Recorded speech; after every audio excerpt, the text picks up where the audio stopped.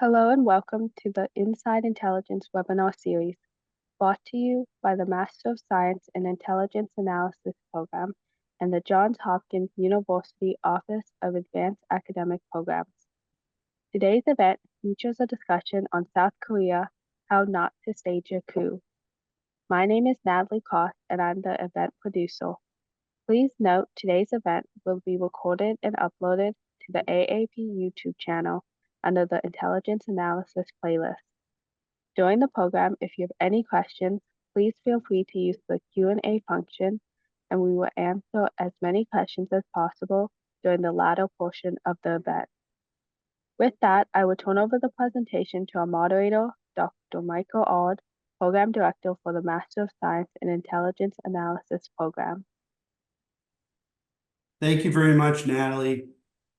Welcome everybody to our program today. Very happy to have with us, Yong Lee, who is a former CIA officer and is a specialist on South Korea. And he'll talk about the East Asian nation's recent political turmoil and its future for democracy. Currently, Yong is a non-resident senior fellow in the Asia program at the Foreign Policy Research Institute, a think tank based in Philadelphia, PA. He joined CIA in 1997 as an analyst. He held several key leadership positions as a member of the Senior Intelligence Service for 22 years, including as Deputy Assistant Director of the Korean Mission Center and as Chief of the Korea Department. Yong, welcome to our program today. We're really interested in hearing your remarks, and this is a very crucial time for South Korean politics, and I'm sure you'll give us a lot of context on what's going on here. Well, thank you, Michael, for having me, yeah, look forward to a great discussion. So we're really right now, presently, we are pending a decision by the South Korean Constitutional Court for President Yoon Suk-yeol, who is also in detention, right, on insurrection charges for his attempt as president to institute martial law back in on December 3rd, which only lasted for 6 hours. And this has broiled South Korean politics ever since, probably well into the future. And so let's get some background on that and where do you see things are heading? Okay. I think Yoon is actually out of detention. Couple of weeks ago, I think the court ordered him released pre-trial while during the trial is underway. So I think he may have been released. But yeah, Constitutional Court, everybody's eagerly waiting for the verdict before this talk. First thing I did this morning was I wanted to check, well, has there been a verdict yet? Because if there's been a verdict, this would be a completely different discussion. A verdict's supposed to be coming within days, and it's either yes or no, right? Either he's guilty and removed from the office, or he's not, and he's returned to the office. And I think that's actually a bigger pitfall. What would happen if he's found innocent? He came into the office in March 2022, so the new president wouldn't come into power until 2022. Is a 5-year term, so until 2027. If he's found innocent and is returned to the executive position, what would the next 2 years of Korean politics look like? I think that would certainly be interesting. Because his popularity was already below 30% when this coup attempt happened. Probably be in single digits by now, and I don't know how effective he would be. I don't know how effective the ruling party would be. If he's removed by the court, the most likely there will be an election, and the opposition stand bearer will be Lee Jae-myung. And Lee Jae-myung ran against Yoon. They ran against each other in March 2022. And Yoon, when he won the election, he won by less than a percentage point. It was, you can say, I mean, obviously a very, very close election that he won by a percentage point. And Lee Jae-myung will likely win again, be the stand bearer. And just looking at the events, the progressives, the Democratic Party progressives in South Korea will return to the executive mansion, and then you have a new 5-year term starting in 2025. Yeah, Yoon himself. The big $1 million question is why? Why? So many questions related to why. Why did you think that this was a good idea? You're a very well-educated person. Why did you think, and been a public servant for a long time, and why did you think this was a good idea? And two, what made you think that that you can get away with this? And three, what made you think that the South Korean public will go along with this? People talk about the strength of South Korean democracy, and it really showed events of what happened in December. Show the strength of South Korean civil society and how much South Korean society has changed since the battle days of the military dictatorships. The first Korea experts will debate on this, but either you have to pick 1988 or 1992 as the first fair and free election. 1988, I think from all indication it was a fair election, but a lot of Korea watchers said it's not because the person who won was No Tae-woo, who was one of the coup plotters who overthrew the government in 1980. But how within 30 years, 35 years, really embraced democracy, democratic tradition, and civil society. Because it wasn't just the lawmakers that came out in force. It was just really ordinary South Korean citizens who came out in force to stop military trucks, blocking the roads, surrounding the National Assembly, and more importantly, South Korean soldiers were just refusing to act violently or in a violent manner. There's always one in every crowd, but that night there wasn't. There wasn't that one South Korean soldier who had a chip on his shoulder and had something to prove. It just the South Korean police and the special forces soldiers who were sent there probably just wanted to be anywhere but there. There wasn't that blind obedience to orders that maybe you would have saw in the 1960s, and you did see in the 1970s and 1980s in horrific fashion. So you had that combination of two things. The regular people said, we're not going back to that. They came out in force. And part of it is that this dragged out how not to do a coup. It needs to happen fast. You really shouldn't drag it out from announcement to the time when you actually forces in position, giving the opposition leader Lee Jae-myung to call on the citizens, take your country back, come out into the streets, block the roads, and many of them did in droves. And most importantly, these young soldiers, and I think this goes to show for the quality of the South Korean education system, K through 12. The soldiers and their officers knew that Constitution says when the National Assembly by majority overrides an emergency order, martial law declaration, the martial law is over, and on the spot they respected that. But that remarkable restraint just shows how much South Korean society has changed and how reflective even the most elite units of the South Korean military is reflective of that changed civil society. And I was thinking about how Yoon could get it so wrong. And it really, once again, this is just a theory, and you need to have a psychologist on here to talk about the psychological makeup of the man. But I really think about his biography, right? He was born in 1960. I think his father was an econ professor, a well-known econ professor. And he went to, that's a widely, being a university professor, widely respected position in South Korean society. So he grew up in that environment and went to he went to the best school in the country to study law, Seoul National University. He graduated in 1982, was given an exemption from military service because something with his eye. Actually, a little factor about President Yun, his eye condition is serious enough. He actually doesn't have a license to drive. He can't get a driver's license because one of his eyes is not right. Then he studied for the bar for 9 years. He failed that exam 9 years. Now that's perseverance, right? Or determination, ego, whatever you want to call it. And I cannot stress enough how difficult these civil service, how difficult it is to get into Seoul National University.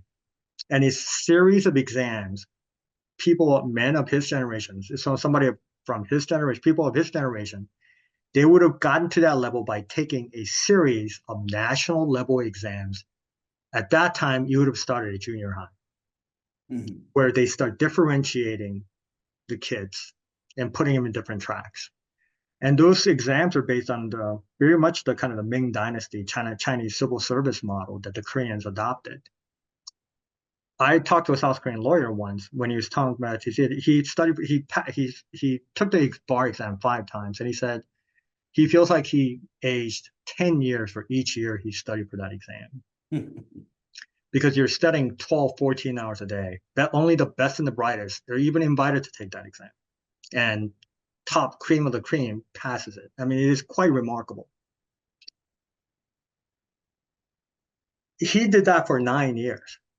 So from in the late 1970s up to 1991, starting from college, Seoul National University was also the hotbed of student activism. They produce the democratic leaders because it's the best and brightest in the country. You can have best and the brightest students. You know, they have some very strong ideas and opinions about democracy, that they should elect their own president, and they started protesting. And that is the generation who really gave South Korea this gift of democracy. And while his colleagues, his friends, his peers were doing that, he was studying for an exam, which he passed in 1991. Then became a prosecutor, which is another level of that he basically reached. There is really no more higher tier you can go in South Korean society, unless you become president, which he eventually did. Prosecuting and became a prosecutor, and eventually had very high profile positions and did some high profile public corruption cases, including his own boss, a minister of justice. And that was during President Moon Jae-in's term, and that's how he became like darling of the conservative politicians, because he prosecuted his own boss in the Progressive Party, and he rolled out all the way to the presidency, winning it by less than 0.5%. So it just kind of that series of isolating experiences in which he missed out on the 2 formative experiences of Korean men from his generation, that age: military service and student demonstration. He was not part of that. He studied for an exam. After that, he passed an exam, just very much lived in a very black and white world until he became president. I think never had to run for office. It was one of those positions where he's always in a position after passing that exam, become a prosecutor, where people sucks up to him, where they're sucking up to him. He never has to like ask for a vote, shake hands, kiss babies, give speeches at rallies, pretending you're everybody's friend who's going to solve everybody's problem. He never had to do any of that. So I think that political naivete, that okay, this is what the law said. Law's on my side. I'm right. I'm doing this. So if anybody could talk themselves into thinking this was a good idea, he definitely, yeah, I could see that being the combination that could push that sense of isolation, push somebody to do that. And the units that he picked, Special Forces and the Defense Security Command. And those are the ones who carried out coups in the past. The Defense Security Command, famously, President Chun Doo-hwan, who overthrew the government in 1979, 1980, he was the head of the Defense Security Command. And Park Chung-hee, when he overthrew the government in 1962, 1963, he had a similar position with the defense, either the Defense Security Command or the Defense Intelligence Command. And Defense Security Command and Defense Intelligence Command, I think they have some troops they can mobilize, and they were both involved in this. So he definitely understands the historical lessons of who were involved. But once again, these generals, although hardwired to follow orders, they didn't grow up or live in sense of isolation like their own chief executive did. They just could not bring themselves to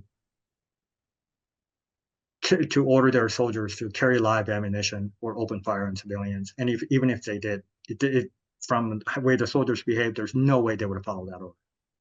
So I think there's a real victory for civil society and democracy and in civic education in South Korean public schools. I think that's what saved the day.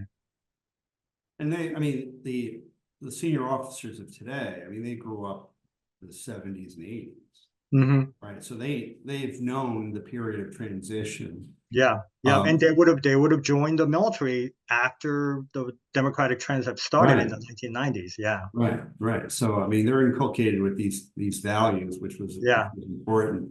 I think it's let's go back again to the decision that Yong made here, which is still, which was kind of extraordinary. Now, you mentioned to me before we joined that, the South Korea elects a dictator for 5 years and then they have another election, right?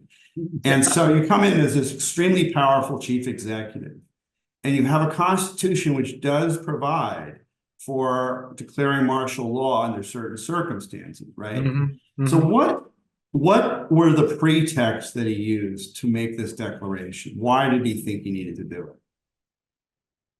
Well, so one, he was a very poor politician, right? The biography rundown that none of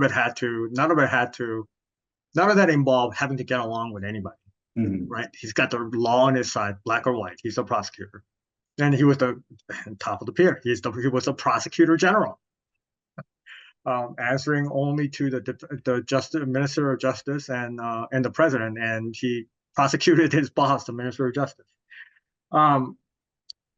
His position was that the opposition so 2022 there was the election, 2024 there's a midterm election, and the ruling party, his President Yoon's party, just got shellacked, and the opposition is dominating the National Assembly. And Yoon, I gotta say, even for a South Korean president, modern South Korean, it had somewhat of a very kind of dictatorial tendencies, and he just never got used to the fact that he's the president and he was not getting his way. So like anything from things starting like budget, they're still under budget debates going back and forth. We're used to that in this country, but in South Korea, it was like, well, you got to pass the budget, not pass the budget. And Yoon just extremely got frustrated that everything that he tried to do, the opposition blocked him. But that's why they're the opposition. You would ask any president in this country, right? You could ask President Donald Trump, Bush, Obama, Biden, the recent president, about dealing with the opposition and the opposition in the legislature not doing what they want. They would all of them probably tell you, well, we would be shocked if the opposition did what we asked for. But Yoon was shocked that the opposition didn't do what was his will. And he started, really the tip off, I remember thinking, was some of the language he used. In hindsight, I'm thinking that was an indicator right there. Some of the language he used to describe the National Assembly and the legislature and then the opposition party was like very reminiscent of the military dictatorship days, and how basically that they're leftist and enemy state inspired, and it was the battle days of these South Korean dictatorships supported by the US. Anybody that opposes them, they call them communists. Students protesting for democracy, daring to say that they should vote for their own president. Clearly, they're North Korean inspired communists, arrest, torture, and some, and a lot of them, many of them made the ultimate sacrifice. And that was the kind of language that he used, and that should have been the tip off right there. that he had this outsized ego and kind of somewhat of a warped view of what his authority and responsibility actually is. Right. Let's talk a little bit more about the polarization of the South Korean political system. Now, of course, this is really come in strong relief from this event. But I guess let's go back and look at the foundations of it for a minute. Yeah. So the polarization of South Korean politics. I actually reviewed a book in the CIA Studies in Intelligence sometime last year, and is by Scott Schneider, who's now the head of the Korea Economic Institute in D.C. He wrote this book when he was the Korea Fellow at the Council on Foreign Relations. It's simply titled United States South Korea Alliance, and I think the subtitle is Why It May Fail and Why It Must Not. Great, fantastic book. And it points out there's a point in there about the polarization of South Korean politics. And I make the point in my book review in the Studies in Intelligence Journal that this is not uniquely a U.S. problem. Those of us who live in the United States see the extreme polarization of politics in this country, but that is not a uniquely U.S. phenomenon. Really, I realize now I first saw it in South Korea, and that extreme polarization is. I'll just use the phrase what most commentators and most academics and Korea experts use the phrase progressives and conservatives. And one of the reasons we use this I prefer to use this phrase is that South Korean political parties change their names so often. It is hard for me to keep track. I think the ruling party, the conservatives, are now called PPP, and Right. The Liberal Party is now Progressive Party is called the Democratic Party, which was a name they haven't used, I think, probably since the 1960s. So eventually they ran out of names and came back to their original name. And in South Korean, and Scott Schneider does a great job encapsulating this in a short book. Progressives basically are the student leaders from the 1960s, 70s, 80s, 90s. Lee Jae-myung, the one phobia progressive stand bearer, classic example, desperately poor working class. And his motto is like an old Chinese phrase about crush the wealthy and bring justice. Because he didn't serve in the military either, because at age of 14 or 15, working in a factory, he almost lost his hand because of unsafe working conditions. Studied for the bar, passed, I think on the first time, and became a human rights lawyer, a human rights / labor lawyer, where at that time, where doing that at that time was actually really dangerous for your health. But then he just fought the system. The protest leaders who took to the streets, that is the modern, and their godfather, intellectual godfather, the late South Korean President Kim Dae-jung, who famous for the first Korean to receive the Nobel Prize, won the Nobel Peace Prize, famously visited Pyongyang. Is that that's the intellectual roots of the progressives.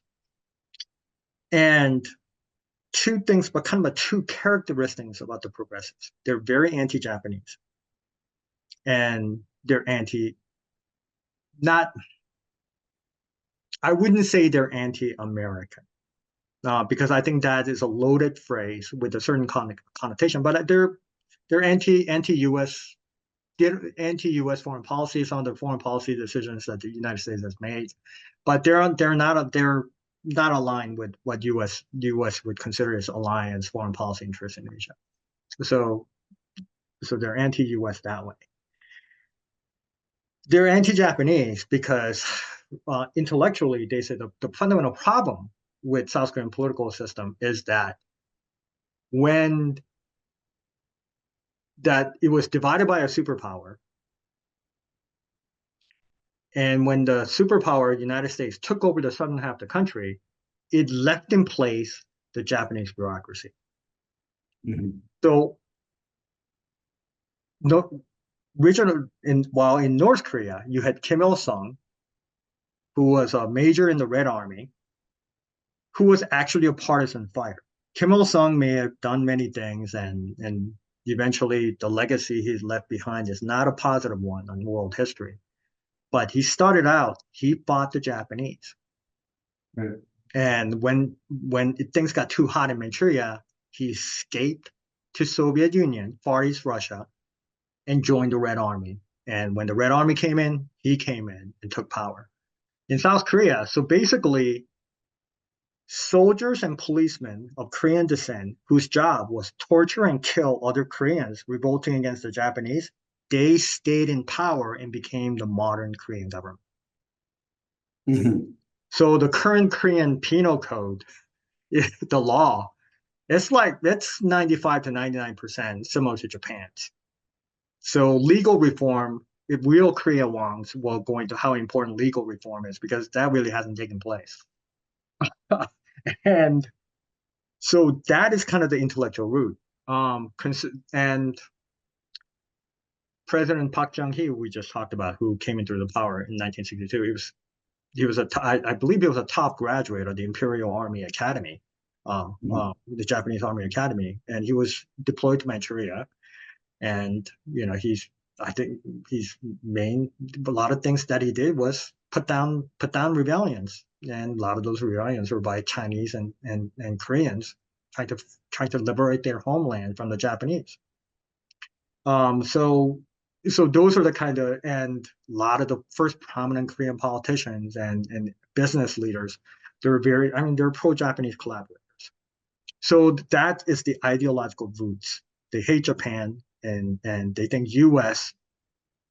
divided South Korea, and it's now using North Korea as an excuse to continue to occupy South Korea out of its own imperial interests. That's Okay. the ideological key foundation. Conservatives, on the other hand, and generational change, today's Korean conservatives recognize and accept what happened. There's no whitewashing of history. They say, yes, it was terrible. And many conservative leaders themselves were those student protest leaders. But they say, look, this is not the old Korea anymore. Mhm. We are not this anymore. Yes, I got beaten down by the riot police as well. Yes, we were protesting against a right-wing dictatorship that was backed by the United States. But that was then. Korea today is different. We're a vibrant democracy, and U.S. and Japan are our partners. So many of them are, and especially a lot of young people, are much more conservative than their parents' generation, because they don't see North Korea as a friend, and they don't see North and Japan as an enemy. So that's kind of the ideological extreme opposition of Mhm. kind of the progressives and conservatives. I saw this firsthand as a CIA analyst working on North Korea. Literally night and day after an election, how the National Intelligence Service analytic line, their whole attitude, it got so bad during the sunshine years, where I feel like my South Korean intelligence analytic colleagues were so hostile, I just refused to go to Korea anymore. I'm saying, I just like they were polite, but they were basically, it was right after the Iraq War. They're saying, well, I mean, we don't believe you. Basically saying that we don't believe you, North Korea has a nuclear weapon. Where I think President Bush doesn't like Kim Jong Il out of personal reasons. I think that you guys are just looking to do regime change.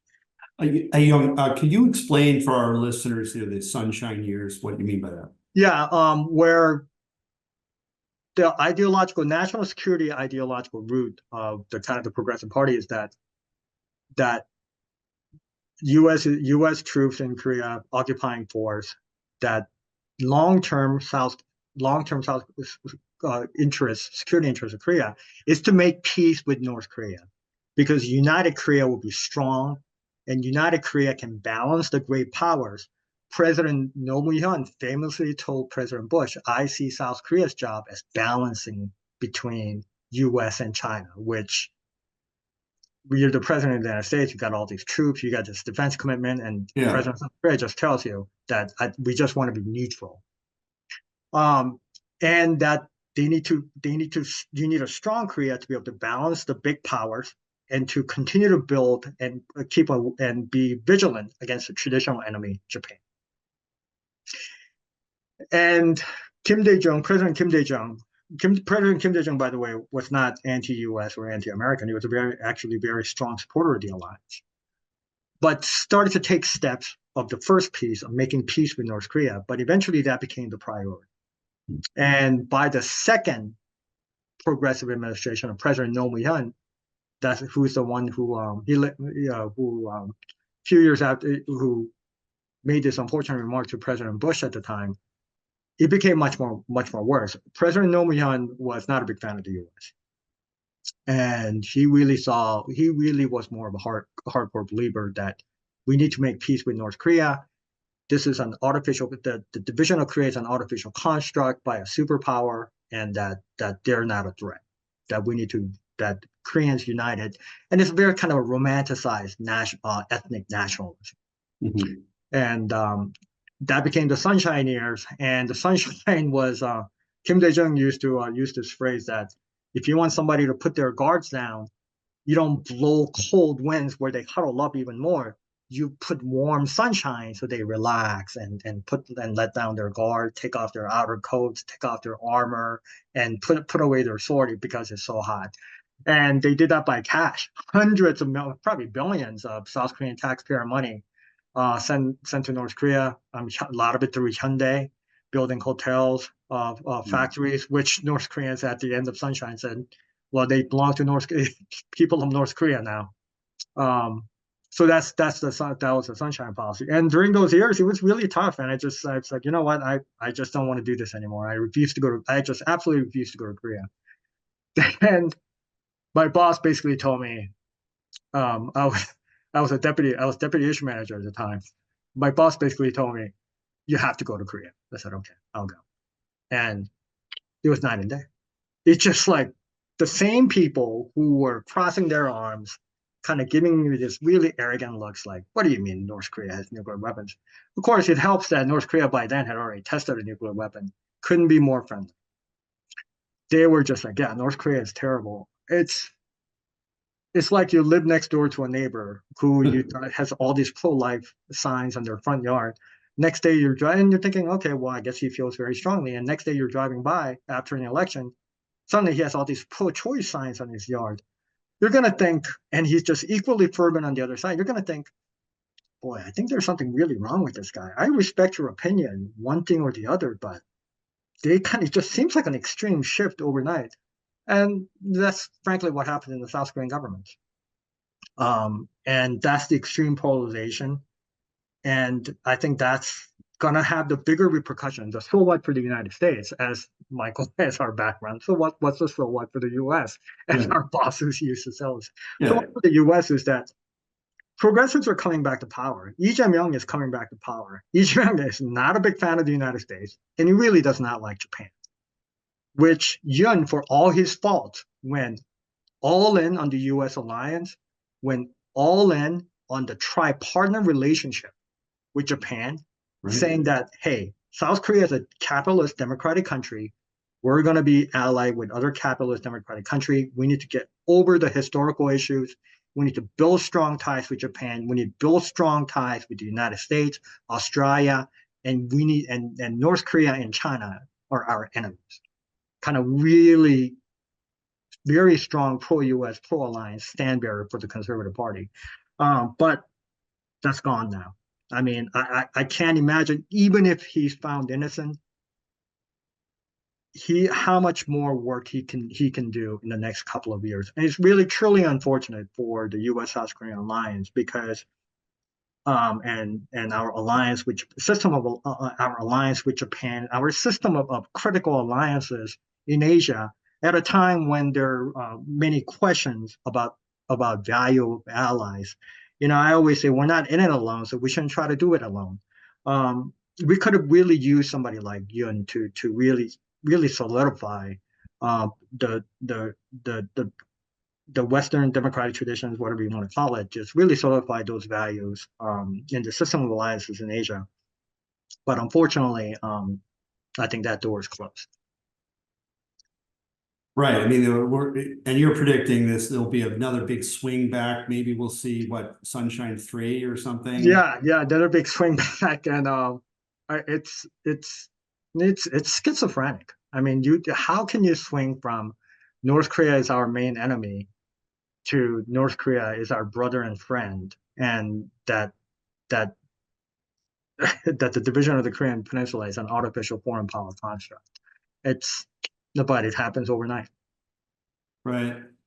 Would you mind if we ask you since North Korea is also your expertise, and it's been kind of a quiet issue, and of course this was a big effort of Trump one to try to get to some type of rapprochement with Pyongyang, and they've got a lot on their plate right now. That seems pretty quiet, but and also it seems to me that North Korea's been fairly quiet lately. I mean, it seems like they're supporting Russia's effort. That seems like their big foreign policy thrust. But maybe is this just a case of North Korea not wanting to interfere with South Korea while it's messing itself up, or what do you think is going on here? Well, I think that's definitely part of it.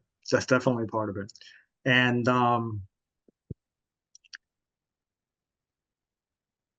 after President Trump left, his first term ended.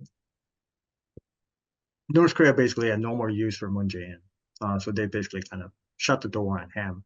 Mm-hmm. And I think they see Yoon's political future. And North Koreans are savvy enough; they've been watching South Korean politics for a long time, and they understand what could be in store for them if the progressives coming to power.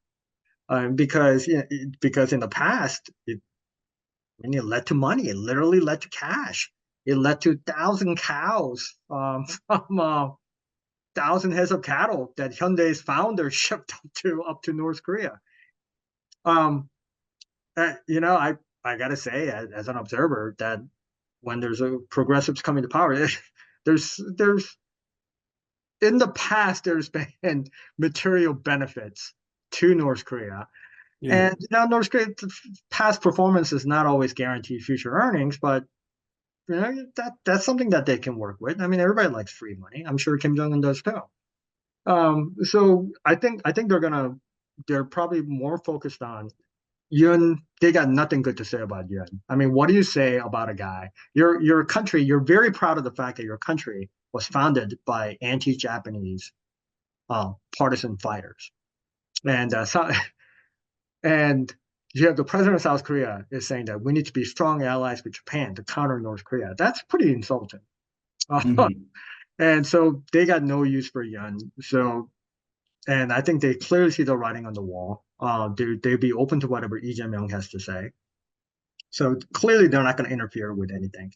And I think Kim Jong Un has bigger fish to fry, obviously, with now with deploying troops to Russia, and suddenly he's rubbing shoulders with Xi Jinping and Vladimir Putin, who is not given the time of day, and Iran. So it's somewhat of a peer group. It's an interesting peer group, international affairs, but he's got his place now. And if you think about it, from Kim Jong Un's perspective, you're a nuclear power. Your cyber forces are carrying the war to the enemy. You look at what happened in Sony Pictures Entertainment. I tell people, North Korean agents came to this country, the United States. They blew up a bomb in Hollywood that wiped out an entire business. Except we didn't do anything about it because it all happened in cyberspace. Yeah. Kim Jong Un was the first one out of his family to take the war to the United States. He actually took the fight to our homeland and got away with it. Mm-hmm. And he's continued to do that around the world. mostly for criminal reasons to fleece and rob people.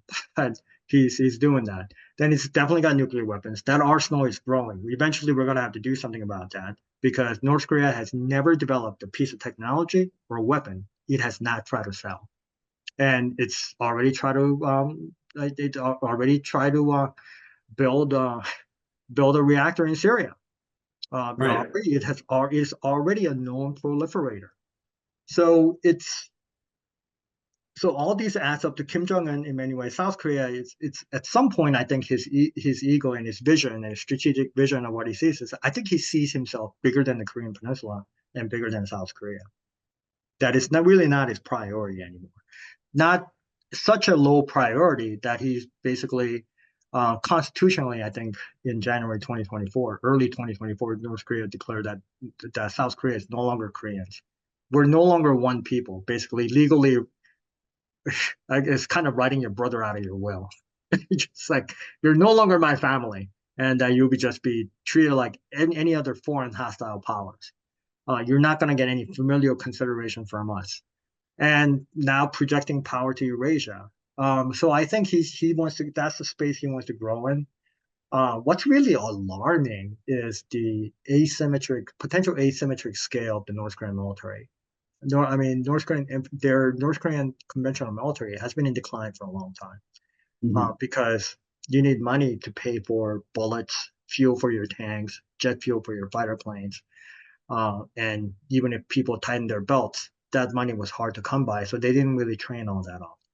But North Korean cyber warriors, they're training all the time. North Korean missile leaders, they're training all the time, launching missiles, and they're getting better, and they're getting better. If you look at like the circular error probability, the CEP target area, just looking at like Yonhap News does fantastic graphics. If you look at Yonhap News graphics over the period of years, that target area is that circle is getting tighter and tighter and tighter. So they're getting better. They're actually being able to fire in a rapid succession and hit area and have the missile land in areas they're looking for. So it's that got that maturing program, obviously a very maturing nuclear power. Kim Jong Un has been very open about wanting nuclear propulsion assistance from Vladimir Putin, from the Russians. Um, Right. I mean, they've been very public that when he met Putin, I think last year in Vladivostok, um, he, that was kind of that it was like stated in the press that Kim Jong Un's going there to discuss nuclear propulsion. And I used to think that well, Russians surely Russians wouldn't share nuclear propulsion technology with North Korea, but now I'm not so sure. Well, it's certainly you would put the U.S. in a real tough position if they so unless China throws the red card and says, "Hey, what are you doing?" Most likely they could very much help North Korea with nuclear propulsion assistance. And what does that mean for Japan, South Korea, United States, Guam, Yeah. Hawaii, the West Coast? So yeah, South Korea is just one of things to do, but it's definitely lower in priority, I think, than before, or it was definitely for his father and his grandfather. Folks, we're really enjoying this conversation. Jump in with some questions while we have time here, and we'll answer them. But Young, I do have a question about this intervention on North Korea's part in Ukraine, the Ukraine war, which has been, pretty high profile. And there's been some soldiers captured, and a few of them are have talked to the press and things.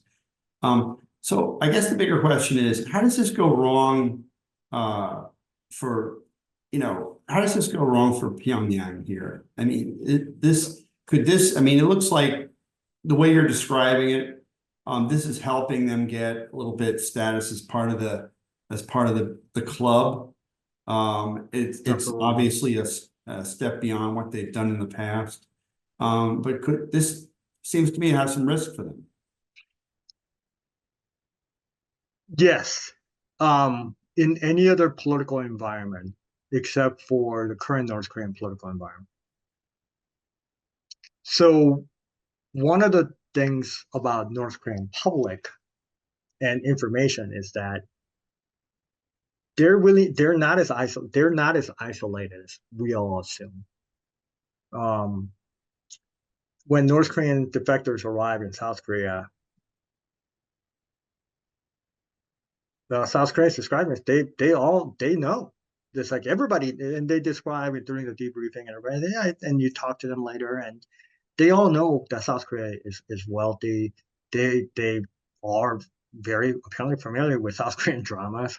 The latest K-pop songs were popular among the young North Koreans. So popular among the young North Koreans, I think Kim Jong-un periodically like threatens immediate execution to anybody like indulging in South Korean media. I read something like that. So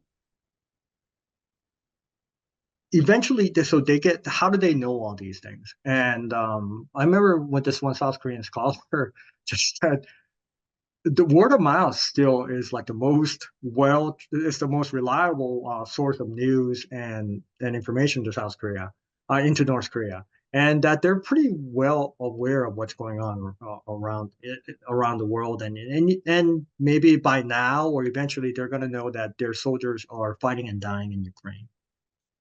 Then you get that information. Then afterwards you're faced with, okay, what do you do about it, right? Then the families, and these are as far as what we can tell now, these are special forces troops. They're from ideologically, and they're chosen from ideologically reliable families. Mm-hmm. So when you get down to the layers, down to the ideologically reliable families, they died serving the party. Even if it becomes widespread general public information, there is really no motivation for outrage, for protests. North Korea's biggest safety valve for the regime to maintain stability is the fact that the country is desperately poor. One thing the government is not doing is that the government is not interfering with people's ability to survive and find food. And I remember a South Korean NGO worker once telling me that you had that in around the 2000s, the demographics of people who are defecting from North Korea kind of changed. That you get a lot of malcontents now. People who are frankly lazy and can't get along with other people. That's a lot of types you're getting. I said, what do you mean? And it says, you're a village, you're a family, you're your work unit. Your entire life is focused on, you get up in the morning, it's focused on survival, putting food on the table that day. You can't have one member just say, well, I just kind of want to do my own things. And I'm thinking, I want to pursue my art. And these are the types of people. So survival, day-to-day survival but North Koreans now 30 some odd years after the collapse of the Soviet Union and the terrible famine in North Korea because of the inaptitude of the North Korean Communist Party, Korean Workers' Party, inability to feed its population, they figured out how to survive day to day. But it's a full-time job, and everybody's all hands on deck. Right. And I remember one like visitors to North Korea telling me, I said, what was the most striking thing? What is it like?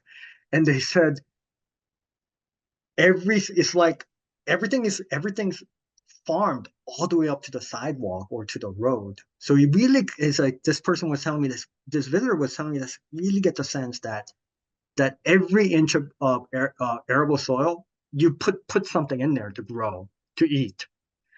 And the black markets, our North Korean black markets, famously, they're up on what the currency. They probably know as much as a Wall Street currency trader how much dollar goes for, won goes, the Chinese yuan goes for it. And those are the three currencies: Chinese yuan, European euros, and US dollars, US greenback. And that's what's used in the black markets. No one uses North Korean currency, but government allows them to do that. So the North Korean government at this point, they don't really provide the people anything other than they can kill you. Right. But because they're so desperately poor, I think you're a political scientist yourself. When the revolts happen, when people see when standard of living actually goes up to about a middle class time, where you can think about where immediate survival is no longer the concern. Right. And North Korea is still living in that environment where immediate survival They figured it out, but it's still the dominant concern. And I mean, this is a great, I mean, example of that, right? Where we have your point, desperately poor countries have stability because there's no time to do anything else. Yeah. And then when South Korea starts taking off to democracy is when they started taking off. Yep, 1970s, 1980s, 1970s and 80s, when they they started to doing do this those export-led growth and things like that, and they started to have money, Absolutely. I mean, and so yeah, this is an interesting question. Let's take a couple of questions before you have to go. And Keon asked a few things, but one question is about the idea of instability in South Korea. Now, do you think this polarization has led to instability? I mean, you said something at the beginning, which struck me that in fact it's not unstable, right? They had this crisis and now they're getting, so maybe we can explore that for a minute. Yeah, the democratic tradition, I think it really showed itself as that, once again, civic education in Korean schools, just the human decency and how much civil society. I was born in Korea and I spent first 10 years of my life in Korea, and we lived in, and I remember, and I really lived a middle class existence in a desperately poor country, and then I think back now, I'm thinking, wow, that was pretty brutal. I didn't know it as a little kid, but it's like, wow, that was actually pretty brutal. That has really, really changed. And so that foundation, that fabric, I think this really shows that, and that's the greatest news come out of this, that how strong it is. But when the political system just swings so wildly from one end to the other, it's gonna seem unstable. But I think the one political scientist told me, the South Korean political system is geared that people basically vote for a dictator every 5 years because so much power is concentrated in the chief executive. And yeah, I guess that's one of those natural characteristics, and that's the kind of the third rail. That kind of the third rail is it's just that no one ever wants that dictator that they elect every 5 years, figuratively, to think that they can overstay their welcome, Right. or convene the constitution. There's a question here about North Korea's cyber operations and things against South Korea. What has been, let's see, Harley how do people in South Korea view this sort of activity? And it sounds like information ops, this type of things. And do these operations have effect on the views of people in the North? Yeah. Well, I think a lot of South Koreans were upset when North Koreans, well, actually, it wasn't the North Koreans, it was the Russians, during the Winter Olympics, when they try to turn out the lights, mess with the badging system. Right. Mainly because Russians were invited. We were not invited because of the series of doping scandals that came out of the previous Olympics in Sochi. What I say about South Korea and North Korea's cyber activity against South Korea is that that's really kind of the testing ground. Ukraine is frequently used as an example of how Russians used Ukraine as a testing ground for all their new cyber weapons. Fantastic book on this. This is how they tell me the world ends, by a former New York Times reporter, and her name's Nicole, but I can't remember her last name, but the title of the book is This Is How They Tell Me the World Ends. And it starts with a series of Russian attacks, cyber attacks in Ukraine in 2014 time period. Fantastic, great read, highly recommend. South Korea is kind of the same way. How South Korea is the testing ground for like North Korean cyber. Like when the North Koreans first tried their first denial of service attack, who did they target? They targeted South Korea. First time they try to go after cryptocurrency, who they targeted South Korea. On the flip side, South Korea, once again, very well educated, wealthy society. Their defenses have become really good. And just you know, they have, I mean, frankly, they have more resources than a lot of other countries. So, um, you know, they're it's just kind of that tit for tat, that extension of the Korean War in cyberspace. And, you know, North Koreans practice, but South Koreans, it also improves their defenses. So I think it just cuts both ways to the point where you ask a Ukrainian citizen or people in Eastern Europe, they can probably tell you how Russian cyber intrusions have disrupted their lives. I'd be hard pressed if average South Korean citizen can tell you that North Korean cyber attacks have disrupted their lives in the last few years.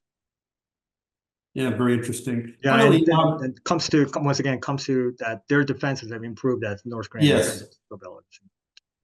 I mean, that's been to me a big cyber security question. I mean, it has been even in this country, right? Is that our defenses have improved a lot, and you know, it's really mitigated a lot of the effects of these attacks. But Yeah, I mean, just matter of survival. That's the only way we can survive. yeah, I mean, we have to put more. We have to put money into it, but we do. Absolutely. Last question, and this is maybe more personal if you don't mind answering it, because one of our guests asked about joining the CIA, and you came to this country as an immigrant. And why did you join the CIA? What attracted you to that? You know, it's why I joined the CIA is the same reason why I'm volunteering myself to do something like this, be at this forum. I joined the CIA because I wanted to give something back to a country that has given so much to me and my family. I would be nothing and have nothing if it was not for the United States. I owe everything that I have and who I am to the United States. And that extends to my family as well. I just wanted to give something back to a country that has given so much to me. And I do these academic engagements and these talks because I still want to give back, and I want to give back now to the community of Korea analysis, Korea studies, and intelligence studies. That without it, I would have had nothing. But it's given so much, and I feel like I have this responsibility to try to inform people, raise a level of awareness, and raise a level of debate. If I inspired one person to think about government service and which is still a very important calling, public service, to serve the American people, great. If I inspired one viewer to think about Korea and pursue Korea studies and just raise a level of debate and teach good students, fantastic. And just that's why I joined the agency. And that's why I'm here, and that's why I'm doing things like this. Well, thanks very much. Thanks for all your years working on these issues for the CIA and your present endeavors. Thank you for being our guest, Yong, and we hope to have you back. Maybe we'll probably be in touch after the Constitutional Court announces their decision, figure out what's going on. And thanks everybody, our guest today. And this will be posted on YouTube in a couple of days. We'll have that up on our JHU AAP YouTube channel. And I'd like you all to consider joining us on April 9th, when another former colleague, Jerry Lorienti, will be talking about Africa. And it's the key to Africa is really as a geopolitical stomping ground for the world. So we're going to have that on April 9th, Inside Intelligence. Hope to see you there. Thanks, Yong, for being with us today. Thank you, Michael. Goodbye, everyone.